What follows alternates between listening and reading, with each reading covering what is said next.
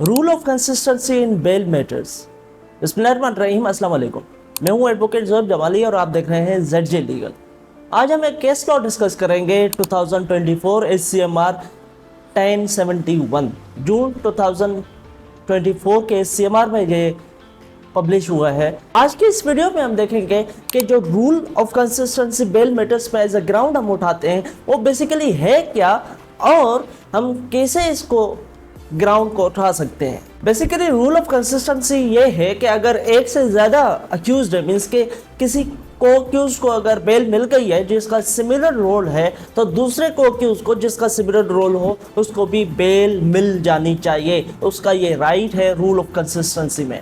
अगर हम कॉन्स्टिट्यूशनली इसको देखें तो आर्टिकल 25 जो कि इक्वलिटी ऑफ सिटीजन्स की बात करता है, रूल ऑफ कंसिस्टेंसी उस के ऊपर बेस करता है। आर्टिकल 25 कहता है कि person similarly place are to be dealt और treated in the same manner, मतलब कि जिनका सेम रोल हो तो एक को अगर को अक्यूज को बेल मिल गई है तो दूसरों को भी बेल मिल जानी चाहिए। यही तो है इक्वलिटी।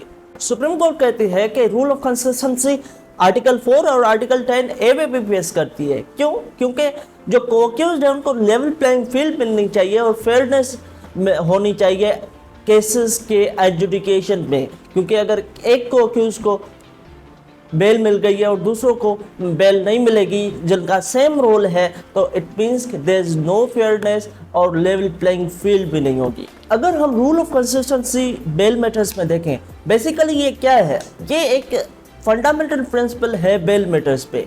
और ये फंडामेंटल क्यों है? फंडामेंटल इसलिए है ताकि फेयरनेस को इंश्योर किया जा सके और जो आर्बिट्रेरी डिसीजन मेकिंग है उसको कम किया जा सके और उसके अलावा पब्लिक कॉन्फिडेंस डेवलप हो सके क्रिमिनल जस्टिस सिस्टम में। पब्लिक कॉन्फिडेंस कैसे डेवलप होगा? अगर दो अक्यूज्ड हैं, दोनों का सिमिलर रोल है, एक को अगर बेल मिल जाती है और दूसरों को नहीं मिलती तो ये क्या होगा?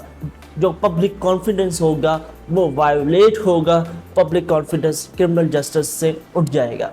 अब हमने बात कर ली कि रूल ऑफ कंसिस्टेंसी क्या है और कॉन्स्टिट्यूशनली भी हमने देख लिया कि रूल ऑफ कंसिस्टेंसी एग्जिस्ट करता है। लेकिन अब बात यह है कि अगर अब रूल ऑफ कंसिस्टेंसी में है क्या? रूल ऑफ कंसिस्टेंसी में यही है ना कि अगर दोनों का सेम रोल हो, एक को अगर को उसको बेल मिल गई है तो दूसरों को भी मिल जानी चाहिए। अब क्वेश्चन ये है कि रोल कैसे डिसाइड होगा कि इस अक्यूज पर्सन का क्या रोल था और जो जिसे मिला था उसका क्या रोल था? तो ये कैसे डिसाइड होगा? क्या FIR से डिसाइड होगा रोल? तो बिल्कुल भी नहीं।